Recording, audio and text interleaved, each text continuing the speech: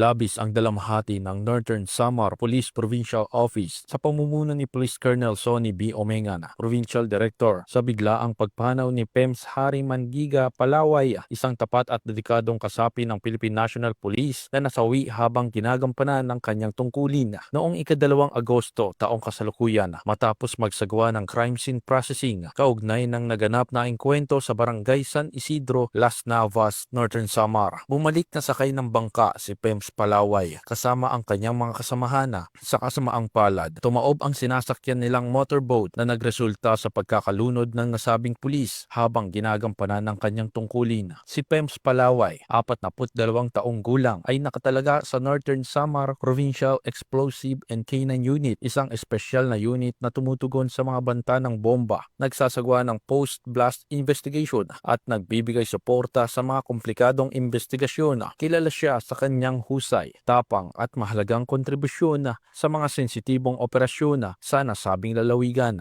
Bagamat mabigat ang pagkawala ni PEMS Palaway, ang kanyang kwento ay nagsisilbing inspirasyon sa buong Philippine National Police upang lalo pang patatagin ang kanilang loob, palakasin ang kanilang malasakit at ipagpatuloy ang kanilang misyon ng tapat na paglilingkod sa sambayanan.